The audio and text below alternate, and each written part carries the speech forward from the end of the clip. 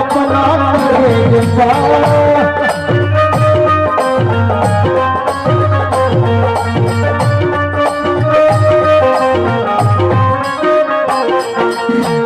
देखिए अतरवलिया की धरती से बड़े भैया प्रमोद तिवारी जी, बड़े भैया भूमि अर्जन विभाग में मानी सरकार खूब आना पाएगा। भैया की तरफ से 501 रुपए के पुरस्कार बा। प्रमोद भैया के प्रणाम करतानी अतरवलिया की धरती से भूमि अर्जन विभाग में मानी ऐसे ही और बढ़ाओ करो और हम लोग के बढ़ाओ बड़ी खुरा प्रणाम करतानी भैया की का कहतरी आई पुरस्कार रिवाइडर खाए खाती ना रहे रेबिटाल खाए खाती जान होरी बनी ना कैसे जान नाती हईसने परस से पाला परोगा का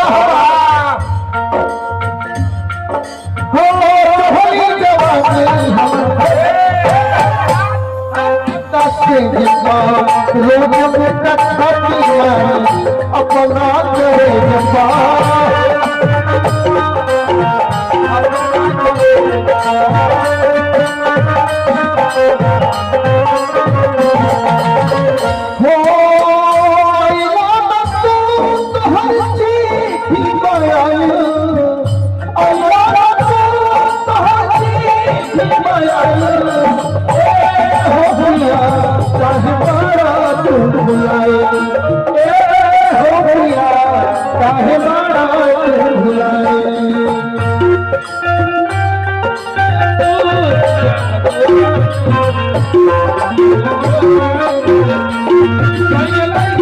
देखिए एगो पुरस्कार हमारे बड़े भैया प्रमोद तिवारी है। पुरस्कार भैया के प्यार दुलार बचपने से मिलता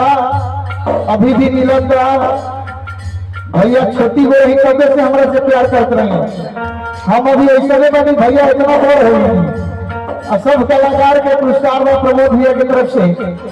प्रमोद भैया की कृपा माता के बनल रहो साथे साथे हमारे कृपा रहो ऐसा